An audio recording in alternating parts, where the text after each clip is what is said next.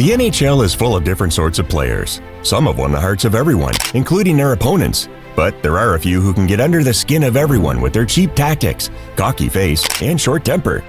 Because of this, everyone avoids them like the plague, but would love to land a satisfactory punch on their faces. Who are these most hated or punchable players? Let's discuss some infamous ones in this video. Matthew Kachuk. Matthew Kachuk is considered a rat in the NHL world due to his infamous capability to create chaos on the ice. If he's on your team, you'll be fast friends without any effort. But if he's your opponent, you're absolutely going to loathe him.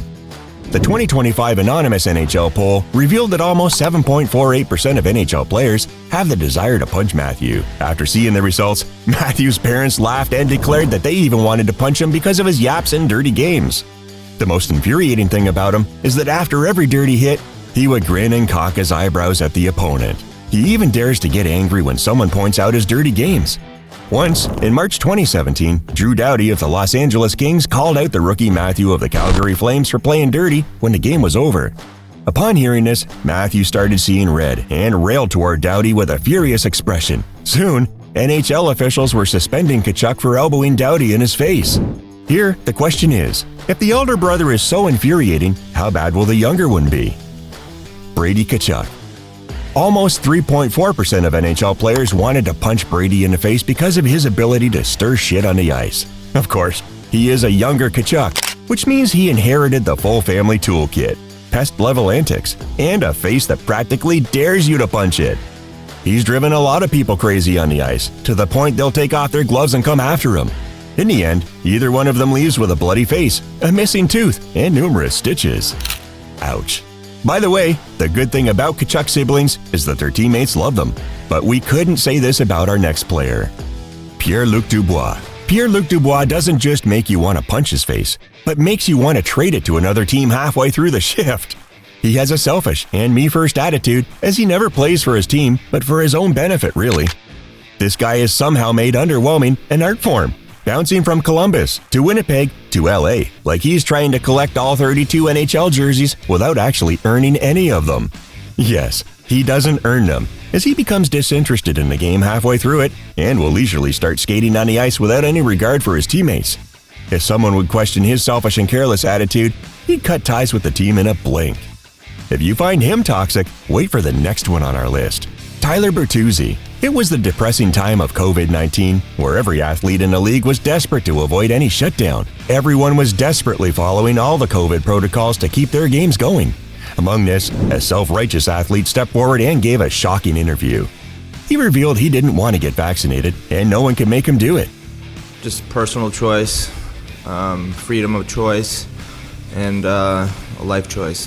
At the end of the day, it was a life decision, personal choice, and I made it.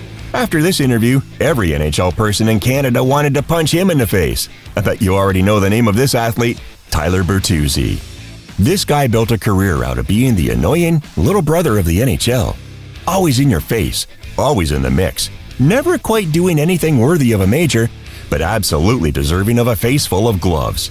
He has the moral compass of a raccoon and could steal, jab, or destroy anyone's property without a care in the world. But we all have to agree that NHL teams, despite Tyler's jerky attitude, want him. Not like Tony DeAngelo, whom they've gotten rid of. Tony DeAngelo. This player is famous for collecting hate wherever he goes.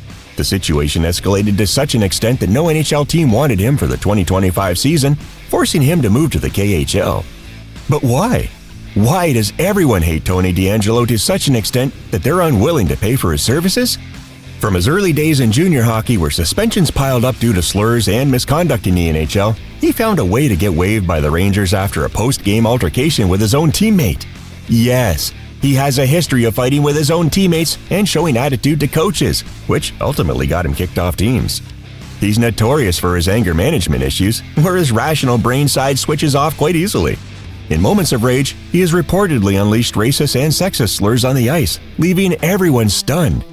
It's no wonder many are desperate to punch him in the face, almost as much as they wanted to punch JT Miller. JT Miller.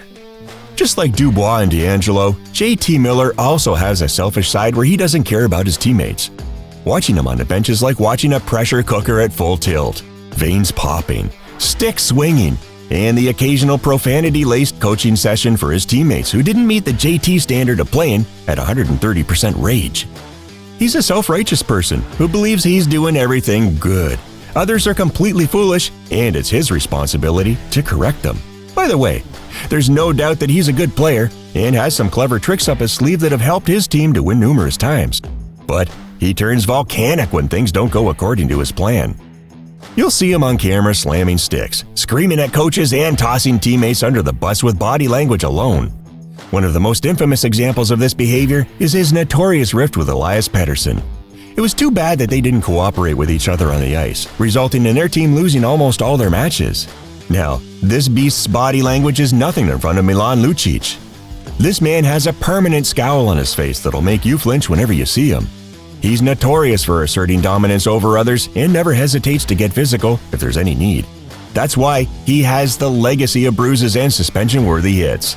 You may remember the time when Milan went after Dale Weiss in 2014 and then threatened to kill him during the handshake.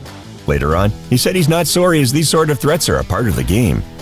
It's like he thinks sportsmanship is something you body check, but he is definitely better than Kailer Yamamoto, who loudly declared that he hated his opponent's team without any hesitation.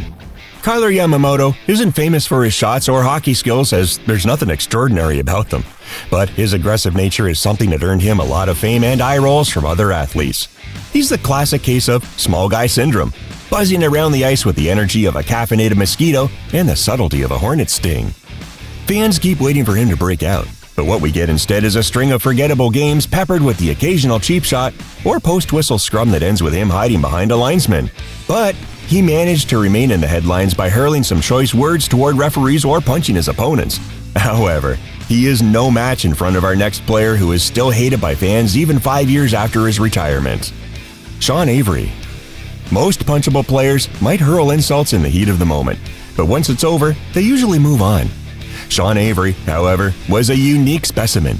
He took things to a deeply personal level, often dragging other players' girlfriends and families into the argument, using derogatory language about them. This guy made a career not out of scoring goals or making plays, but out of weaponized annoyance.